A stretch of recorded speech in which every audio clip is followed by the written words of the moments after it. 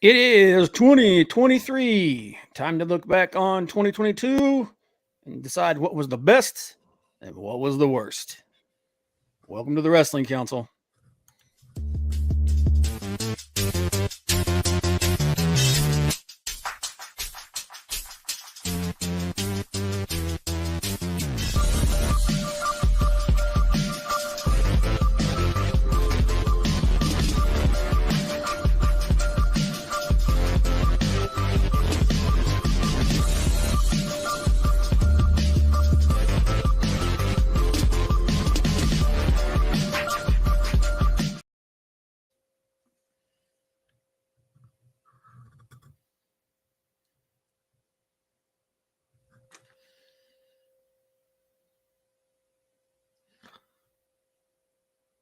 Hello. Rob, did you freeze? Is Rob frozen or is it my frozen? Somebody drop a message there. Who's frozen? Malacino, leg kick, Hicks villain. I guess Rob's frozen. I guess it's a solo. Welcome to the Wrestling Council. 2022 year in review, 2023 predictions. Bob's got all the stuff. So I was gonna say leg kick, Hicks villain, leg kick, first one on there. Hail Bob and Frank. Hail leg kick, Hicks villain. What's up? Maldacino, sup fellas? Happy New Year. Can't talk much driving. You better be careful there, young man. Driving through a storm. Yeah, it was raining pretty hard here this morning. Stopped up a little bit. Yeah, comic book Bob is down. Let's see. Leg kick. Best Muda versus Shinsuke for Muda's last match. Worst Vince McMahon. Yeah. Comic book Bob is down and out. Way to start 2023, Mr. Comic Book Bob. Not good. All right. Well, he hasn't texted me, so I'm not sure what's going on. But 2022, I really wanted to just talk about 2022 year in review, best matches, best female wrestler, best male wrestler, best tag team, worst female wrestler, worst male wrestler, best match of the year, worst match of the year, best tag match of the year, worst tag match of the year. So throw out your comments out there. Guardian Chaos. Hey. I don't know what happened to Bob. He was here. He left. So he is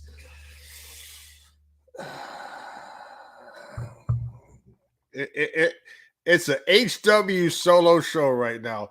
Wait for Bob to start off 2023. But to everybody out there, Happy New Year to you. Hope you had a good Christmas and having a Happy New Year. And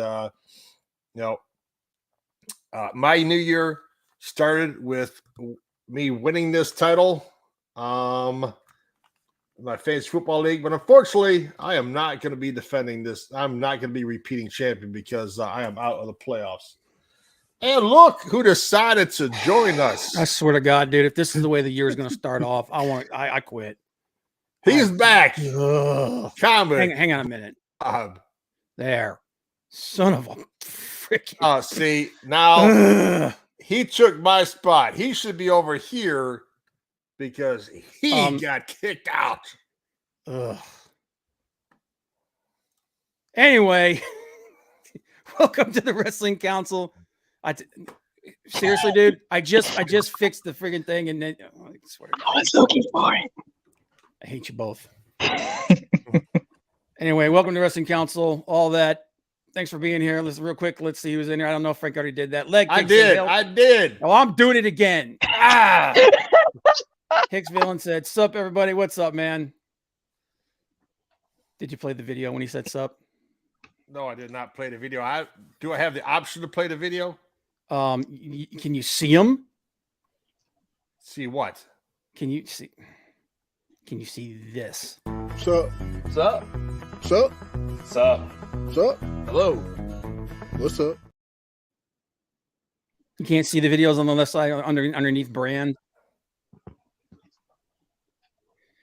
I swear to God. Anyway, guys, thanks for being here. Did you start your good, bad, and ugly or anything like that? No. All I did was introduce everybody that's here. I talked about, hey, wishing everybody a Happy New Year Yep. and a Merry Christmas, and just went through the roll call. Said, hey, it's we're going to talk about 2022 year in review. Make some predictions for 2023. I said best match, worst match, best female, worst female, best male, worst female, best tag team. Throw us out your thoughts and what you thought of any of those. And Big Daddy Guardian Chaos is down there. He said, good evening, Hollywood. Let's do it. Yes, and Battlecito is driving through a storm right now. So I said, be careful, Battlecito. Yeah. Well, leg kick, I agree. We had some.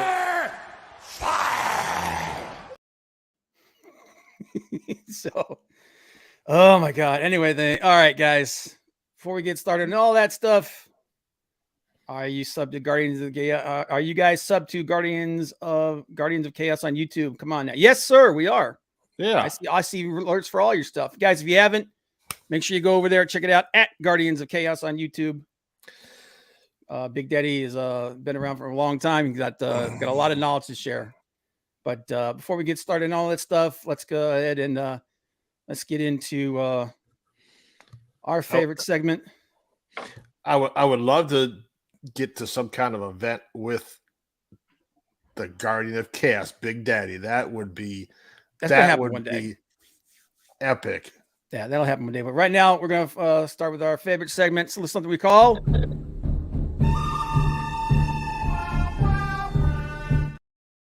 the good, the bad, and the ugly. I think I went. Is this my turn this week? You are up, sir. Okay. Well, let me get my list up here then, real quick. My good. We were just talking about this before we went on the air. The card for Wrestle Kingdom 17, 1:30 tonight, I believe. It's going to be freaking great. But yeah, it's a banger. There's going to be some. We all know that there's a very good chance that a certain Sasha Banks may be showing up. But just go over the main events of the card. Mercedes, not Sasha. Whatever. Everybody knows who she is. But for the IWGP World Heavyweight Championship, Kazuchika Okada versus Jay White. For the IWGP United States Heavyweight Championship, if you have not seen the promo these guys did beforehand, oh my God, go on there and watch it. Will Ospreay versus Kenny Omega. That is going to be absolutely bonker shit. IWGP Junior Heavyweight Championship 4-way match. Taiji Ishimori would defend against Hiromu Takahashi, El Desperado, Master Wato. And on his final year, continuing his final match tour, Keiji Muto, the Great Muta, will do in a 6-man tag team match with Hiroshi Tanahashi, Shota Umino, the Shooter, John Moxley's protege, up against Los Ingobernables de Japón, Tetsuya Sanada and Bushi. And for the first time, AEW and WWE would be on the same card as Carl Anderson defends the Never Open Championships against Tama Tonga. And top guys, FTR defend the IWGP World Tag Team Championships against Bishamon, Yoshihashi, and Hiroki Goto. Those are the main events. Also, Tam Nakano versus Kairi Sane for the IWGP Women's Heavyweight Championship. This is the match that everybody expects Sasha to show up, and she's going to be challenging Kairi or Tam, whichever one wins. Mercedes. I don't care. You should. But yeah, it's going to be an awesome freaking show, guys. And Wrestle Kingdom this year is only one night this time. So Guardian K, Big Daddy knows what he's talking about. He said, "I'll take Tama Tonga." Yeah, I agree. I think he's going to take it as well, and I'll take FTR. I hope so. I really hope so, because I would like to see them really do something with that with those belts. And I'll take Okada. He'll take Yep. Okada, and he'll take Ospreay. Yep, I think both of those are what's going to happen too. And I think Kairi's going to keep the she's the first ever IWGP Women's Champion, and I think she's going to keep that belt. And I think Sasha's going to challenge her for it, and I think Sasha might take it off of her. So, but that's Wrestle Kingdom. Also, just some good old fashioned wholesomeness this as the year begins. Let me share this out real quick here. A guy I've known for a while. His name's James Reyes, also known as AKA the Box Office Artist. Amazing comic book artist, guys. Great dude, great YouTuber. Starting his belt collection. Here he is at a WWE Live event. His kids bought him his first ever replica belt. So that's an awesome gift to get for a dad there, man. James is an awesome guy. Check out his YouTube channel, but he's going down a rabbit hole, man, starting that belt collection. And I told him that the next belt he gets, he has to get the Winged Eagle, and he agreed. So just a cool little thing happening there. It's awesome. The bad. Charlotte Flair. We have an appearance by the Omni Flair. Shows up and immediately out the gate wins the SmackDown Women's Championship in like 30 seconds, something like that. And it's like, look, I love Charlotte Flair. I think she's one of if not the best women's wrestler ever. But man, this is not good. I mean, don't get me wrong, there was a lot going on. I mean, like Ronda's run was terrible, but this was just like really all the people that are there, all the people that have been working there. And then she shows back up, and in literally 30 seconds, she wins the title again. So that was like, what the hell? And then on the same show, Alexa Bliss goes all ookie spooky again. Yay! Because so good the first time. Yeah, I agree, Big Daddy, that Charlotte she very well could be the best ever, but that was just terrible booking. Terrible booking. Hicks Villain said, I think Omega wins just to get him to come back a few times during the year. I don't know. I think because here's the thing: Ospreay's contract with the New Japan is up in a year, so just keep that in mind with all this stuff. I'll take Varnado. Okay, yeah, I can see that happening. Alexa is my ugly. Yeah, dude, we finally got away from all the ookie spooky stuff, and then we're going right back into it. You know, it's like I'm just waiting for the doll to show back up. Lily. Lily. You know it's gonna happen, dude. You know it's gonna happen, and it sucks. But can't end the year without Cena wrestling and Charlotte being the champion. Yeah. But and then my ugly, lot of injuries. Thought that was your ugly. No, that was my bad. Charlotte and Alexa, Charlotte and Alexa were both my bad because they happened on the same show. One. You only allowed one. I could do whatever the hell I want. It's my show. Anyway, AJ Styles breaking his ankle. Bray Wyatt breaks.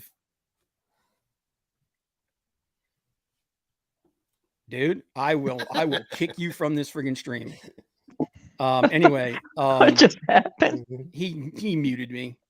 I made the mistake of giving him controls in case like what happened earlier just happens. Doesn't kill the stream. But anyway, AJ Styles and Bray Wyatt both with the injuries. AJ is going to be out. This is probably the longest AJ is going to be out in a long time, which is really unfortunate. But the absolute worst thing, Don West, former Impact commentator, lost his battle with cancer. Really unfortunate, and all of our hopes and wishes go and hopes and prayers go out to him and his family. But yep, that's my good, my bad, my ugly. What do you got, Frank? I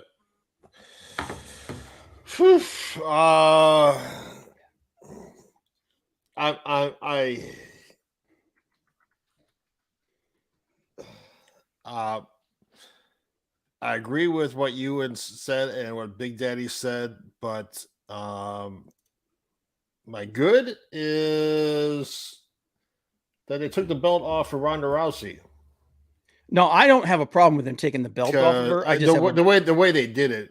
It was just dog crap. Yeah, I mean she went through that, and I honestly thought that match she had was really good. I mean that they were back and forth.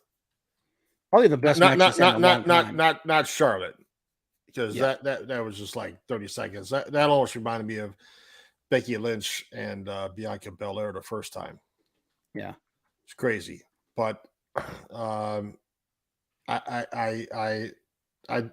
just can't get behind Ronda Rousey. I really can't. I mean, the first time she was there, great, but now it's just like, no. dude, she has degraded so much. You know, Yes. and it's just she's gotten worse since time's gone on. So it's almost like she doesn't want to be there. Yeah, she doesn't. The bad, you mentioned it, Alexa Bliss, and the whole thing with Uncle Howdy masks in the stand or whatever kind of mask that was. They pop up, and then the little upside down butterfly on the screen, and she just starts attacking Bianca Belair, and it's just like, yeah, really. Yeah, it's I'm not interested in all the ookie spooky crap. It's just we finally got rid of it, and now it's coming right back. And I don't know where they're going, because he had Uncle Howdy comes out and attacks Bray Wyatt, does a Sister Abigail to him in the ring when he's out there with LA Knight. Yeah. So it's taking too long to get wherever they're going with this. Yeah, I agree, and I think I'm almost 100% certain that Uncle Howdy is Vincent. He looks a lot like. I mean, he's covered head to toe, so it's really hard to tell. But just the way he carries himself, everything, I'm pretty sure it's Vincent. I think so. But I'm like, yeah, whatever they're gonna do with this thing, they need to pull the trigger fast. And I can't. I'm just not down for this supernatural goofy shit. It's just not for me. And I mean, Bray Wyatt's a really creative guy. I'm sure he'll make some interesting stuff. But I really wish they would move away from that stuff. And my bad is, did you watch the tag match with Reigns and Sammy versus Cena and Kevin Owens? Yeah, it was. You could hear the referee or somebody calling out spots in the That's match. John Cena for you. Yeah, It's always been like that. Dude, not only that, but Cena was in the match for like maybe 2-3 minutes at best. Yeah, but you could hear the ref and them calling out spots in the match. Don't move. Oh yeah. Like it was not great. I mean, everybody else was there. Sammy always puts in 110%, man. Kevin Owens, those two guys are awesome together. But Cena, it was clear that in his time away, man, that he forgot a lot of shit, man. I don't know what the hell was going on there. And unless he's got it for a movie or a TV show or whatever, he all needs to shave that head, because that. No, dude. Hey, everybody gets old, man. that right there. Dude, everybody gets old, man. I can't talk too much crap. I'm as bald as a baby's butt. So. No, you're not like this guy, Dax down here. Yeah. I love that dude, man. But yeah, it was. I mean, what are you gonna do, man? I mean, he's getting old. What do you? I just don't know where this whole Alexa Bliss, Bray Wyatt, Uncle Howdy, all this stuff is going. They need to pull the trigger on it, because it's not getting better with age. But what's your ugly? My ugly was that stupid Cena referee calling spots. Oh, that thing. Match. Okay. Yeah, it's just like. Gotcha. Somebody told me about it. Like, I couldn't believe it. So I'm like, all right, let me watch this thing. And like, yeah. I'm not good. Hard Time Dom was the highlight of the week. That was actually kind of funny. Where he's like prison changes him, and it's like, dude, you were in jail for like 2 days. So yeah. Prison life changed them. Yeah, changed man. That was pretty funny. I actually enjoyed that. But Johnny, what do you got, man? You got anything? Yes, I do. Oh God, here we go. My good for this. Before we get started, is this you or is this Cornette talking? I didn't watch anything from him in the past 2 weeks, so don't worry about it. But my Okay. good is actually, it said that we lost Rigo's podcast, but we got Dax's, and I don't know if you guys watched it. It was so much fun. Yeah, there's dude, you could tell that dude loves wrestling to death, man. Yeah, he absolutely loves it. And you know what? And even though I don't think it's going to happen, his call for all of them to sit down and work this thing out, I'm 100% behind that. If they could do it, then I'd be down with that. But I don't think it's going to. I don't think it's possible. that would be money, but wouldn't be easy to get them together. No, it wouldn't be. Well, and when I say sit down with them, I don't mean have them all in the same room. I mean just sit down with them individually first, and then put them in a room. You would hope. I mean, you would hope that people could be adults about things and professional about things. But I mean, think about Brett and Sean, man. They freaking hated each other's guts. They still were able to work together. Somewhat. But that's not going to happen today, and it's unfortunate. But yeah, Dax is. I like the dude, man. I really do. I'll be right back. No problem, man. And no, Dax was a lot of fun. His show's a lot of fun. So no, go ahead. And I don't understand the hate that he's getting. But because I mean, I get it, but I know why it's happening. I just don't understand it. But he got hate when he was in the podcast with Renee too. Like, I guess people just like going after him. I don't know. But Montecito said, just throw this out there now that Papa H has been at the wheel for a minute, that I'm falling out of love with his booking. Yeah, it's been kind of slapdash the last month or so. So the bad Regal leaving AEW. Yeah, it's unfortunate. I would have liked to have seen what he could have done there. Last year, I showed you guys that Marina Shafir promo and she lost her mind. Oh my God. But did you see her recent football kick on her opponent's head? Dude, look, I give all the credit in the world to anybody that has the balls. What the hell is going on with my freaking camera? Why is it shaking? That's weird. But I give people all the credit in the world for stepping in between those ropes because it's rough. But oh shit. I guess it's my show now. So how you guys doing? I'm gonna move on then. And my ugly would be the prospect of Jericho doing to Ricky Starks what he did to Eddie Kingston and ruining his momentum as well. See, I think it's too soon to call that. Is it possible? Yeah, because Tony has not been on point as much as he has in the past, and I think that's because he's been having some serious issues. But at the same time, I don't think you can say that he's burying Ricky at this point. Not yet.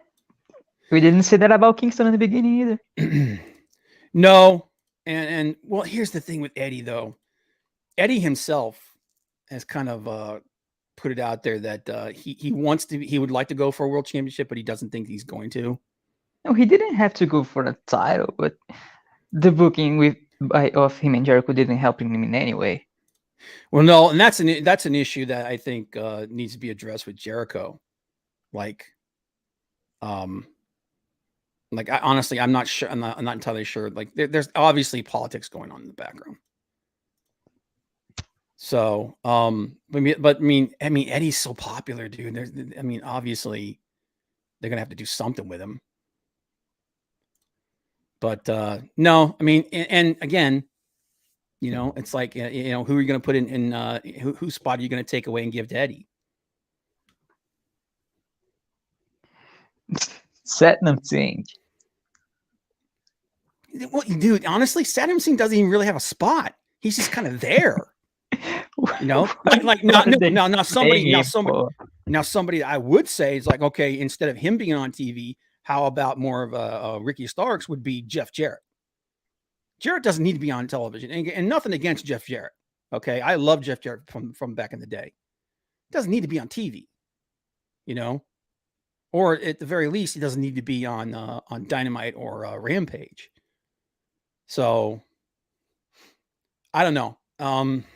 Right now, I think AEW's like a lot of what AEW is doing right now is just kind of throwing these together until they figure out how to fix everything that's gone wrong. So, but I don't really think that you could say that they're burying Ricky Starks right now. I'm not gonna hold my breath. Well, Like dude, every time I've been patient with this company, it all went to shit. So it's like I said, I'm hoping that they course correct here in the new year, and I have faith they'll course correct in the new year. Whether Tony wants to, whether it's somebody finally gets up in Tony's face and say, "Listen, you got to surrender some of this power. You got to hire yourself a freaking booker. You gotta start putting this thing back together." Because he can't micromanage all this stuff that he's got going on. He's got to have to give something up.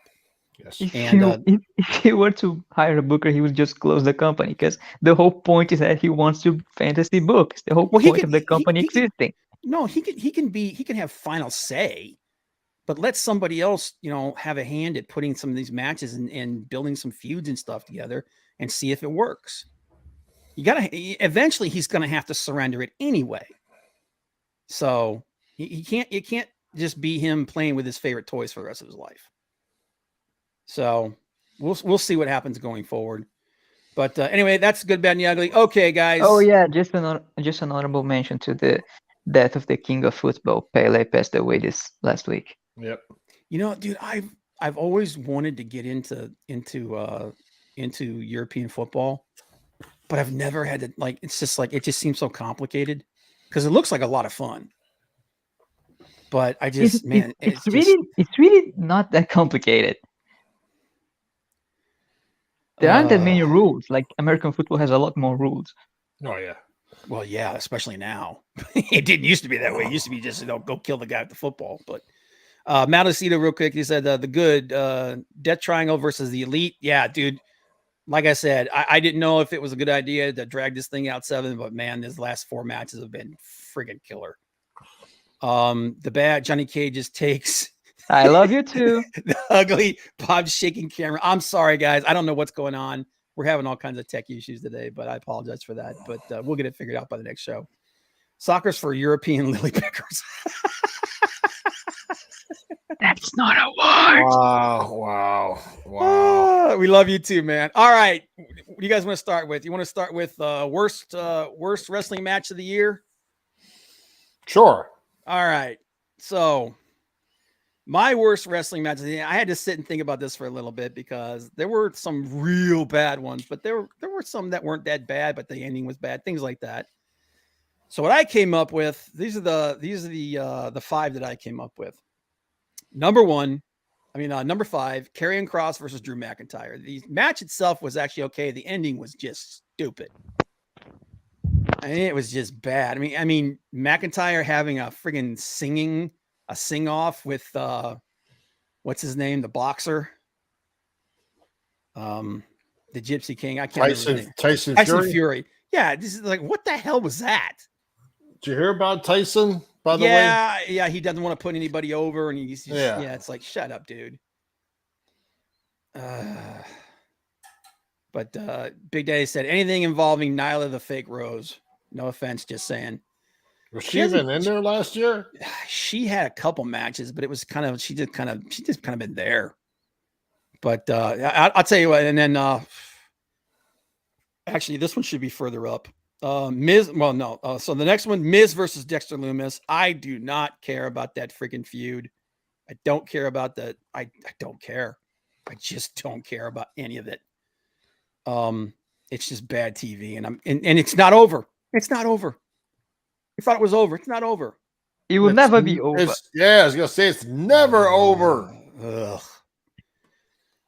Next up, Marina Shafir versus Sky Blue. Oh, look, anything that Marina Shafir in is going to be bad. Yeah, there's no argument with that. Just going to be bad, and it's not like I said. I got props for anybody that has the balls to step into the ring, but because especially in front of a bunch of people, man, she's not green. She's friggin' she ain't even born yet. That's how bad she needs so much work. I mean, and then that promo, that promo, like I didn't even put the like the category of worst promo of the year. Don't need to put it on there. She's got it. She's got the worst promo, one of the worst promos I've ever heard in my entire life. And then the next one, number 4, Jade Cargill versus Marina Shafir, which is like, why is she challenging for a title? She's awful. She's awful. And I don't, and like I said, I don't say that lightly. I don't like calling people terrible, but she is so, God, I mean, Jade is green. Marina, like I said, is blue, man. She's like, ugh. But the absolute worst match of the year has to be Ric Flair's final match. Ric Flair and Andrade Del Idolo versus Jay Lethal and Jeff Jarrett. Dude, I was watching that match like this. It was like watching a horror movie. I was so scared for Ric Flair, man. I understand. Yeah, Big Daddy, I agree. TK's booking, especially the last couple of months, has not been great. It's been good in certain places, and it's been pretty awful in everything else. But that match, dude, I was like, did you guys watch that match? Which No, match? I chose not to. Ric Flair? No, I didn't. Yeah, Flair's final. Oh, dude, it was terrifying. It was legitimately terrifying. And he's talking about wanting to do it again. I'm like, dude, no, you got to let it go, man. I mean, I know that's saying a lot. Yeah, Big Daddy. Yeah, I mean, I don't want to see one of the greatest wrestlers of all time. I don't want to see the guy die in a ring. Yeah, it was. I mean, and I give props to Andrade and Jarrett and Jay Lethal for doing everything they can to make sure that he was safe. But there were legitimately like times when I thought he was in serious danger. So, but that was my worst wrestling match of the year. What do you guys got, Frank? Wow. There's some pretty good stinkers there. Yeah, Some pretty good ones there. I did not see the Ric Flair match, so I can't really comment on how bad it was because I didn't see it. So, and in no particular order, these 5 because I didn't rank them, but Ronda Rousey versus Shotzi Blackheart. That's pretty bad. That almost made my list. that was bad. Yeah, if not for how bad that ending was with Karrion Kross and Drew McIntyre, that probably would have been on there. I thought somebody was gonna get hurt in that match. Just those spots they missed, and oh, dude, like that table spot that they missed was like, I'm amazed nobody got hurt in that match. In that, and and the more that we've seen over the year, I honestly think that was all on friggin' Ronda. And speaking of table spots, that missed table spot in that women's match that I think Shotzi won. That whole thing with Liv Morgan. Oh my God, Liv Morgan. Yeah. Oh man. I can't remember who was all in there. I know it's Liv Morgan. Shotzi was in there. What's her name? The lesbian one. I can't remember her name. Sandra. What's her name? The one who was GM for a while. Yeah. That was terrible. That was terrible. Well, yeah, and that, like I said, that table spot was just like, there were a lot of really bad table spots in the women's division this year. Anything with Miz and Dexter Lumis, bad. Marina Shafir, I agree with that. Terrible. I mean, whatever one you throw in there. Yeah. Sonya Deville, that's right. That's it, Sonya Deville. But the match between Shafir and Jade Cargill was just a car wreck. It's a toss-up between the Men's Royal Rumble with Shane McMahon in it. Oh my God, I forgot about that. But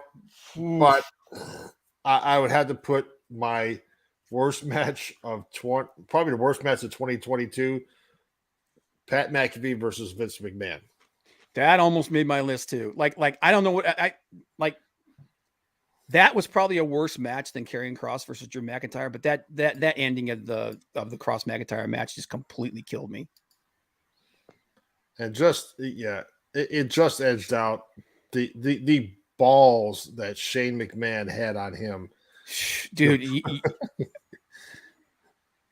No, Mal. Courtney's dad is really sick right now, so she's been dealing with that. I think her uncle is too. So I've been talking to her and keeping contact with her. She's really busy. No, I get it, man. It's like there hasn't been very much communication and everything. So yeah, but just McMahon, with the and football McAfee. and all that stuff, and McAfee is just like, yeah, that was a bad match, dude. But dude, now that you reminded me of the friggin' Royal Rumble, like for anybody that didn't watch the Royal Rumble this last year, it was so bad that he got that Vince McMahon fired his own son.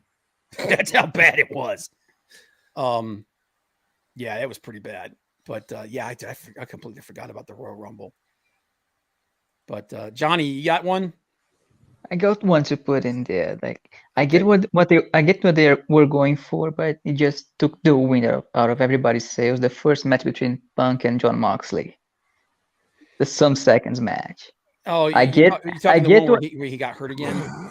No, the first one, the one that was just like seconds, and he just got hit, and it was the end of it. The first match on Dynamite. I get what the point was in the story, but it was just a bummer. Yeah. Hicksville and that stunner was awful, though. I'm sorry. Yeah, it was. That was. Yeah, I mean, I give Vince, I don't want to give him too many props, but I give him props for staying in. I mean, for being how old he is, he's in pretty good shape. Yeah, but you talking about Johnny? You talking about the one where like it didn't go that long and Punk got hurt again? No, the one that was before. Oh, okay. Oh, yeah. I know what you're talking before about. The 6-man tag on Dynamite. Yeah. Yeah, don't spread stuff like that, please. Wait a minute. This guy's saying that John Cena died in a car accident. What the hell? But I'm not seeing anything, so. But yeah, I mean, wait a minute.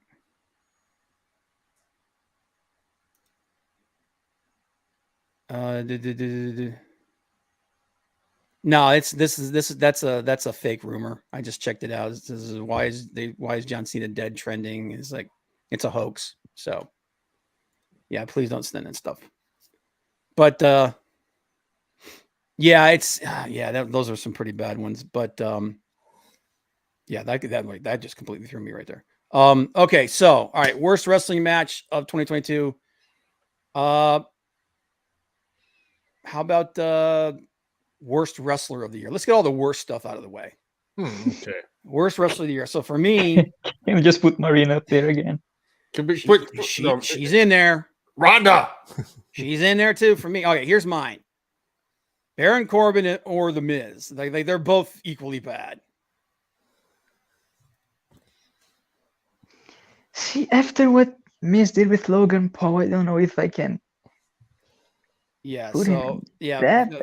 Well, see, that thing is, The Miz is just one of those guys that, like, unless you light a fire under him, he's just so bland. And Corbin is just like a vortex black hole of talent. So, and like I said, I understand that in behind the scenes, he's the nicest guy in the world, and he's a good mid-card guy, but he has swallowed up so much talent. It's terrible. Next on my number 4, Ronda Rousey, man. It's like she, like I said, she's just regressed. She was better when she first came out. So, and then it's like she doesn't want to be there, and so she probably doesn't. She's just collecting a paycheck. Number 3, Ezekiel. That was one of the worst gimmicks ever, dude. It's like take something that was actually fairly over with Elias and take everything away and just make him a bland wrestler with nothing, you know. And then number 2, Paige Van Zandt does not belong in a wrestling ring. She wants to be a wrestler. She needs to do a lot of training. That match that she had was terrible. It was terrible. And then number 1 for me, man, is Marina Shafir. She's just god awful. Just absolutely god awful. So that was my and it's, you know, there's 3 women on this list. I'm sorry, but yeah, it's pretty bad. But that's Marina Shafir is my worst wrestler of the year. Can't argue with that. Yeah, I blocked Ezekiel out of my memory too, dude. It's like, and it's not hard because he was just nothing. He was beige on gray. That's how just insignificant that friggin' character was. But all right, Frank, what do you got? Your worst wrestler. You don't have to go through like about 5 of them, man. But just go through 5. for it. Ezekiel. Yep. Number 5. Let's see. Commander Aziz. Yeah. Number 4. He was well. The thing was that he was so like he was there and then he was gone.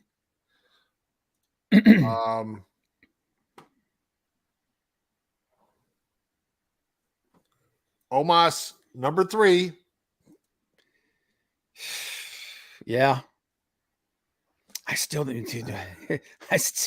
looking at some of those. I was like, he's still better than these 3. Number 2, Veer Mahan. Oh, Veer. Oh, the non-existent and then immediately disappeared Veer. Veer Mahan comes out, destroys the Mysterios. Here's the thing, though. It is gone. I don't think he's a bad wrestler. I just think that the character and everything was just nothing. Nobody cared. All the build up, and nobody cared.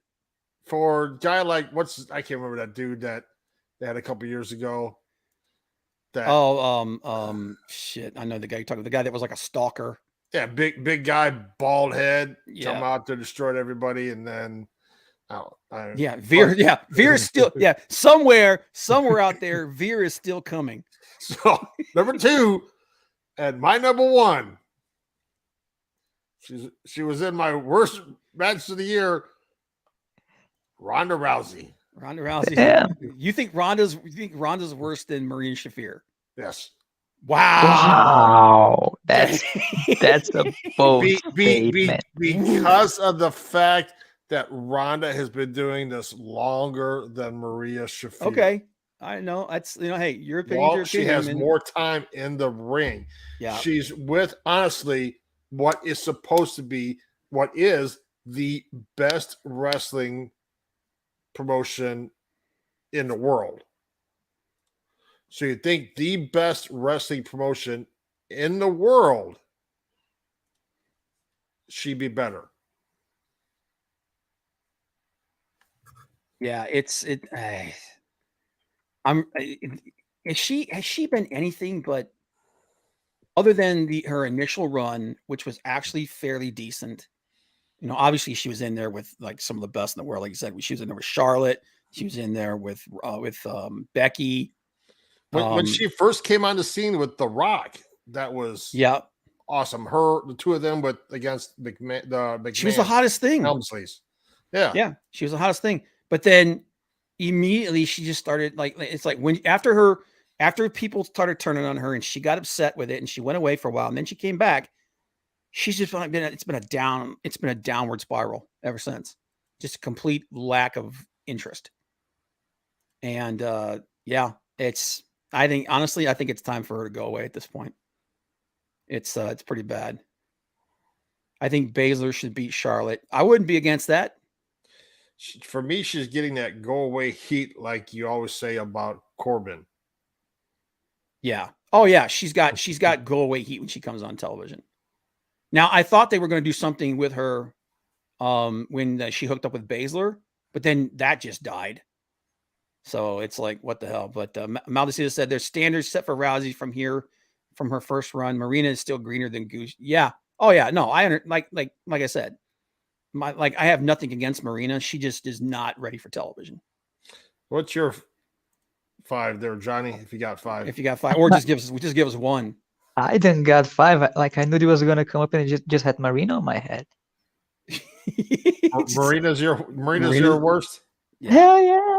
Yeah, Right. she's pretty bad, man. And I feel bad for her. Like I said, I give props to anybody who's got balls to step Because between those ropes. when you talk about being the worst wrestler, it's not just in ring, it's the microphone too. And that promo got the cake. She doesn't need to be on television, period.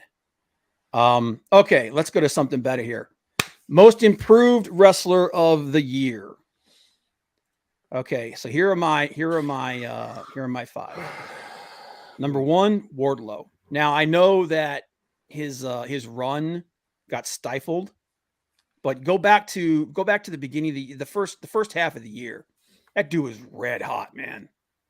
He was red hot. That the whole situation with him and MJF, and dude, and you go back to like when he first showed up, like that cage match that he had with Cody, and you look at where he is now, he's vastly improved. Vastly improved. Number 2, the Acclaimed. As a tag team, those guys, when they first came in, they were a joke. Nobody really cared about them. They were jobbers. They were glorified jobbers. But this year, dude, freaking stratosphere. Super, super, super popular, super over, and vastly improved. Vastly improved. Number 3, Powerhouse Hobbs. Dude, this guy is going to be like, when his contract's up, I would be shocked if Triple H doesn't drop a friggin' check in front of him and just ask him how many zeros.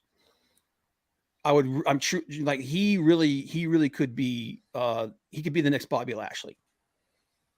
Like that's how good he is. He's vastly improved from when he first showed up. Number 2, Willow Nightingale. She came into the women's division. Nobody knew who the hell she was. She's obviously got passion for the business, and she's been getting better and better.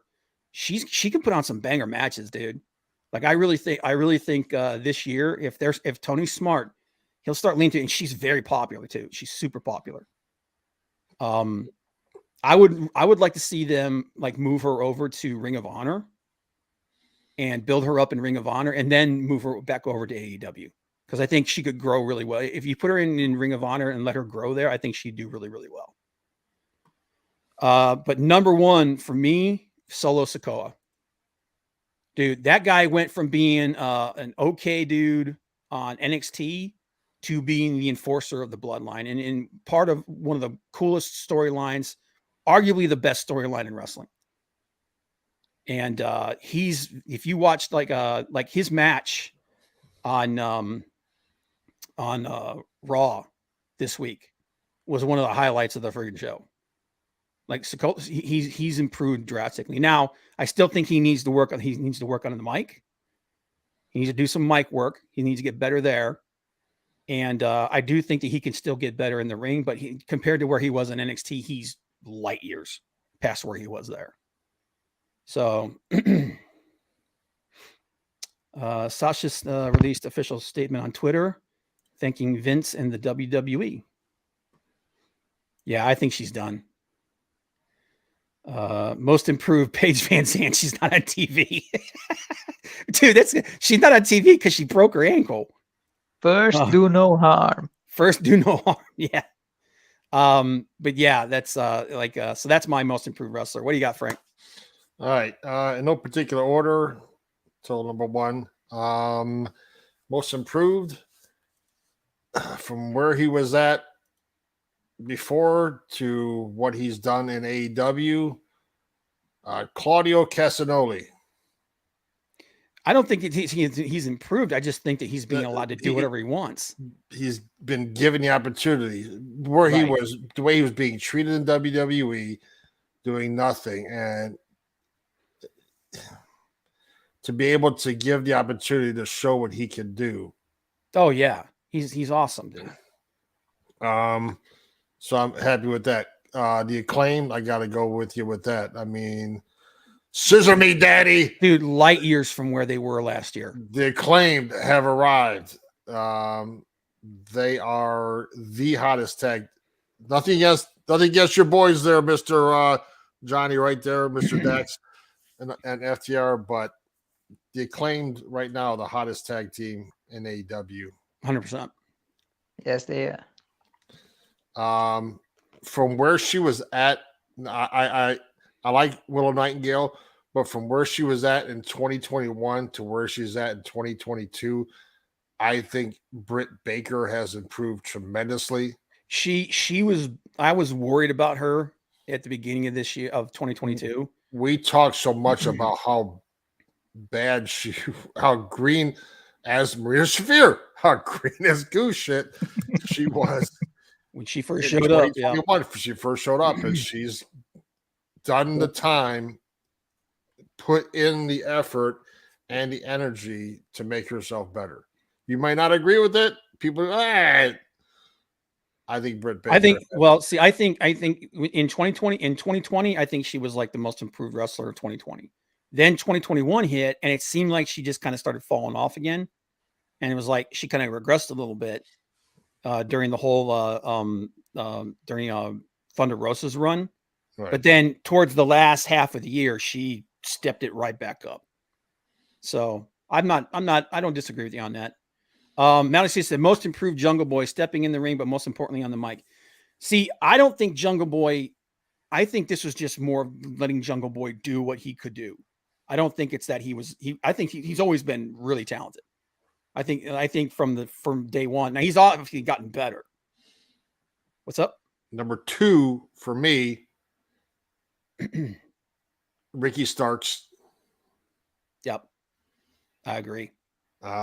Just that promo he cut with MJF. Oh my God, dude. That was awesome. You cut a promo and you show that you can stand toe to toe with MJF and even come close. Yeah, you've definitely taken a step up from being the number 3 guy for Taz's little group. And in the same way you talked about Casanoli improved, but from where he started the year or beginning of the year having a stupid jackass match with Johnny Knoxville to where he's at today as Uzi. Yeah. Sami Zayn just skyrocketed. But again, that's like the reason why I didn't put him on here was we knew he was awesome. We did. We knew he was awesome. But they just didn't give him a chance to let him. You have a match with Johnny Knoxville and the Jackass guys. Yeah. That was a joke. And just, I mean. Where he is today, where when they turn on him, it's going to be the hottest thing in wrestling. Yeah. I agree. Okay. Johnny, is that your number 1? I got 4. I got 4 people. Okay, all right, yeah. Here we go. 2 of them are the Gun Boys. Yeah, I would say they've improved. Ass boys. Yeah, damn. Dude, have you heard that song that Danhausen made is actually on freaking on iTunes? You can actually download it. It's one of the funniest things I've ever heard. It's actually good. I just can't get behind that character, man. But the other 2, Jamie Hayter. Okay, yeah, Jamie Hayter's definitely women's champion. Or is it that she's improved, or that they're just letting her showcase what she can really do? I do think she's gotten better. Okay. And somebody that's not great but's working forward is Jade Cargill. Jade, I give her a lot of credit, man. She's definitely she's definitely improving every year. Like another couple of years and she'll be right there. As long as she keeps, and she's working with Bryan Danielson. So there you go. So, but okay. I agree with that. I understand that. All right. Next up.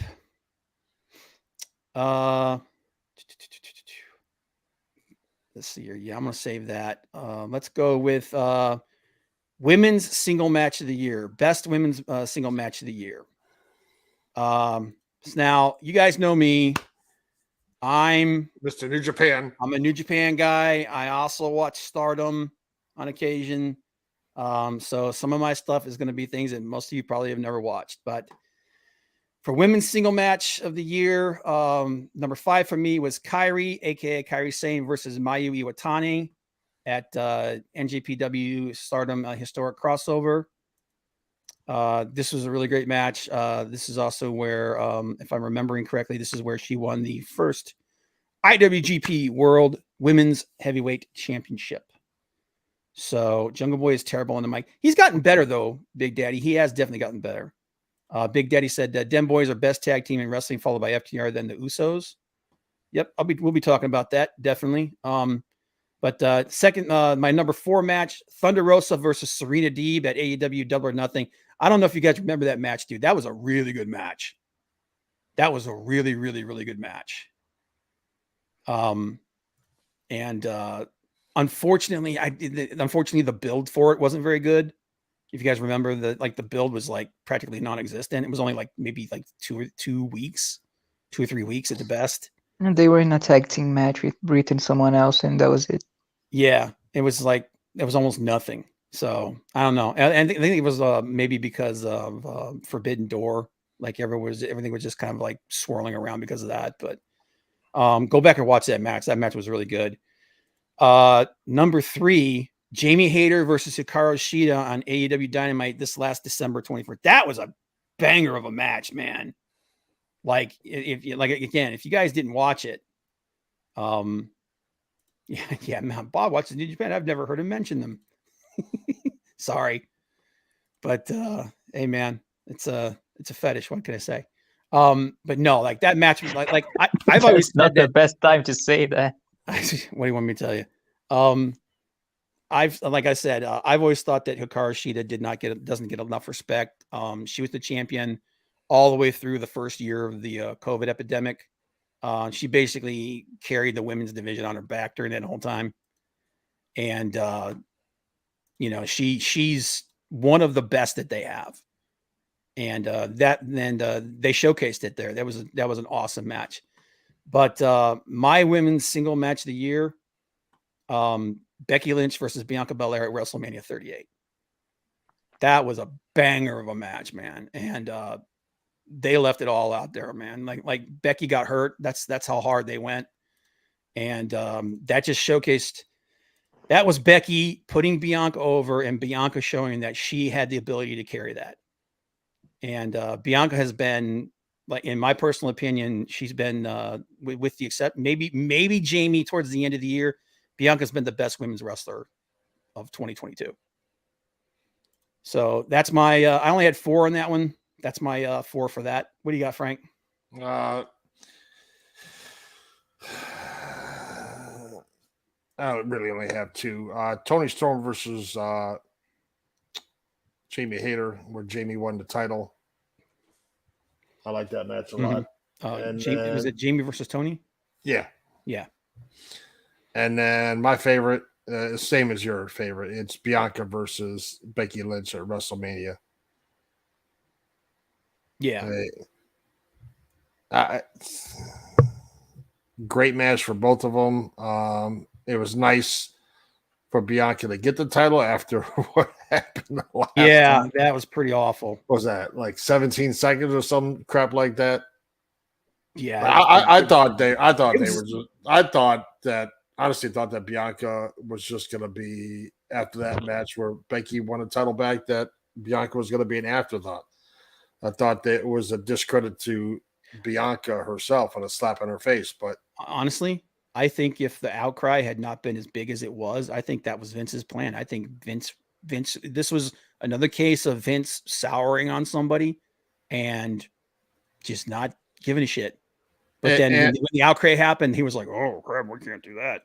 And I can't be, people may not like the match they might not. This honorable mention, or it could be number 3. Soraya versus Britt Baker at All Out. For a person with neck injury, didn't think she'd ever wrestle again. It might not be it wasn't her best match for either one of them, but just the fact that you can come back and go in the ring and put it all out in the line out there like that. I mean, yeah, no, I mean it was a big deal. She didn't have the opportunity in WWE. I don't think she's ever going to get the chance to wrestle again. Yeah, as long and here's the thing: as long as it's safe, I got no problem with her being in the ring. Having her in the ring with Nyla Rose, should have been in the hospital again. Oh God, she'd have been dead. Not as bad as Marina Shafir, though. No, but just to be able to have a match again after all that. I mean, there's a lot going through you, even if you're taking bumps and doing stuff, practicing. It's a lot different practicing than when you're actually going 100% in the ring. Well, it was definitely a feel-good moment. Okay, what's next? Johnny got some.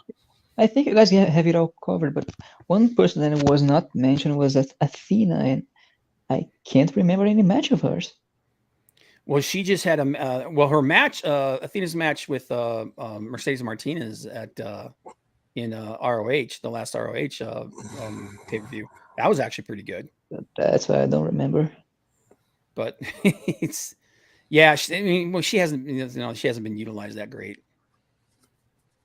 But okay, so that's a women's single match. Tag team match of the year. Oof. Okay. Come on. There's gonna be a lot of repeating in this. So FTR versus the Acclaimed on Dynamite on December 7th.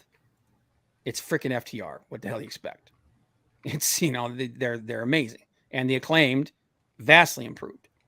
So this was a really good match, and it was finally Tony booking FTR as a tag team again.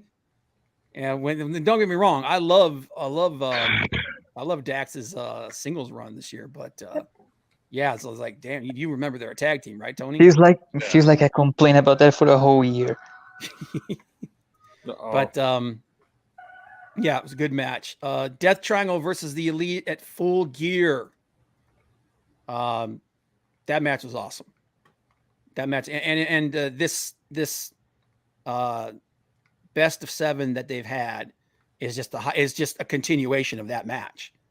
So if you want to see where that whole thing started, go back to Full Gear and watch that match. That was Kenny's was that his 3rd match back? I think so. And it was a banger. It was great.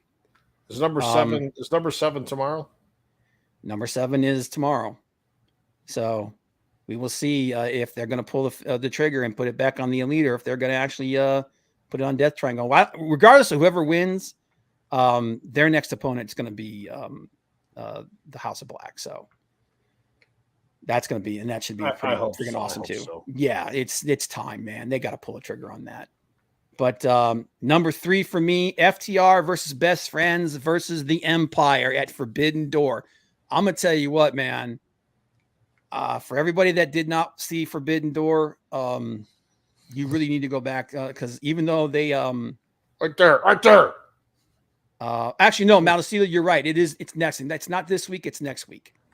Yeah, because Omega's at Omega's Wrestle Kingdom. Wrestle Kingdom. Yep. But yeah, Forbidden Door was. I can't think of a bad match that was on Forbidden Door, and this was awesome. This is where FTR took the IWGP Tag Team Championships, and it was awesome. It was great. Swerve in Our Glory versus the Acclaimed at All Out. Match of the night. That was the best match of the night. It was awesome, and this was where everybody that wondered what the big deal was about Keith Lee, what the big deal was about Swerve Strickland, and why the hell Vince would ever let those guys go. That match proved that was a huge mistake on their part. It was awesome. It was just back and forth. But hands down, head and shoulders above any tag team matches that have happened all this year. And I just took all three of them. I just took all three of them and I clumped them together because any one of them you could have picked. FTR versus the Briscoes 1 through 3. The two absolute best tag teams in the world right now. And I'm going to tell you something. Tony needs to sack up and go to that friggin' that one exec at Warner Brothers and smack the taste of that dude's mouth and say, shut the hell up. I'm putting the Briscoes on TV.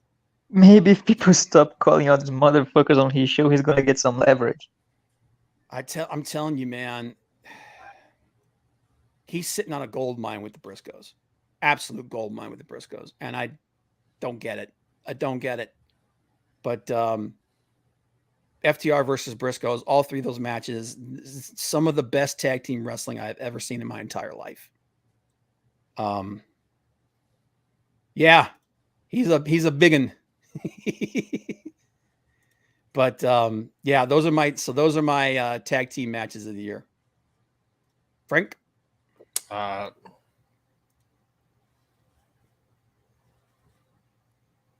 Nothing more to say, man.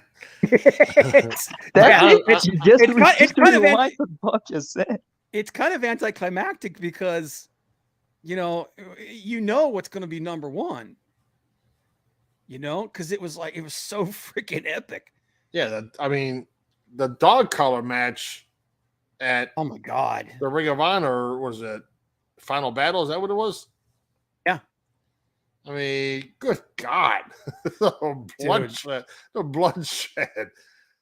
Dude, the freaking I haven't there's only been a few dog collar matches that were truly memorable. This one is the one that's sticking out in my freaking head.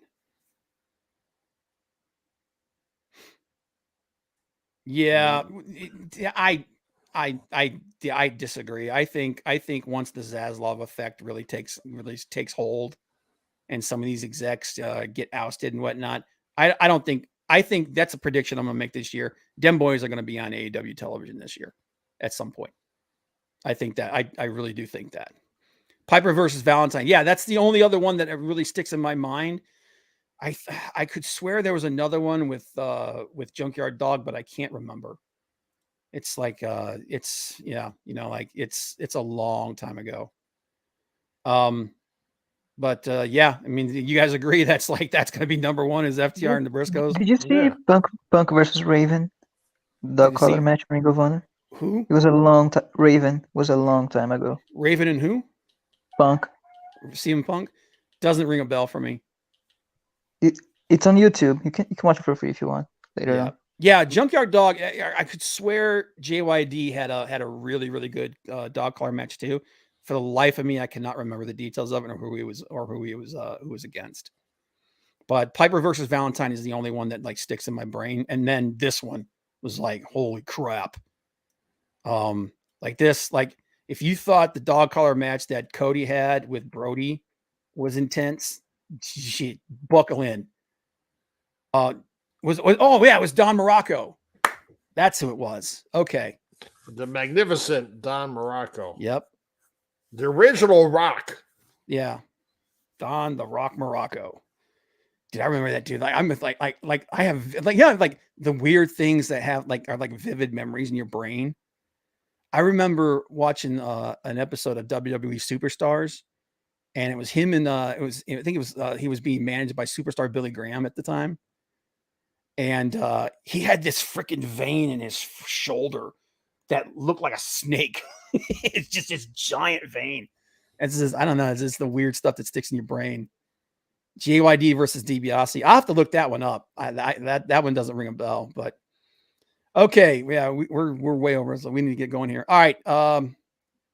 Best men's single match of the year. I've actually got an honorable mention on this one. Honorable mention: Jon Moxley versus Wheeler Yuta on Dynamite when Wheeler became a member of the Blackpool Combat Club. That was a brutal match, man. That match was awesome. And that's the match I really think like really put Wheeler Yuta on the map. So that's my honorable mention. But number 1, Cody Rhodes versus Seth Rollins, Hell in a Cell. Cody, wrestling with a freaking torn pec, came out looking like he got hit by a car. And dude put on a freaking fire match, man. Like if you had any doubt about whether or not Seth Rollins and Cody Rhodes are 2 of the best wrestlers in the world, did this put that to rest. CM Punk versus MJF at Revolution. Say what you want about Punk, say about the situation that happened.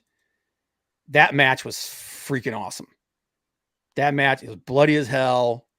2 major storylines came to a head there. It was Punk and MJF storyline, MJF and Wardlow. It was the match that people have been waiting years for. And there it was. And it was awesome. It was awesome. Will Ospreay versus Orange Cassidy at Forbidden Door. Dude, this match had no business being as good as it was.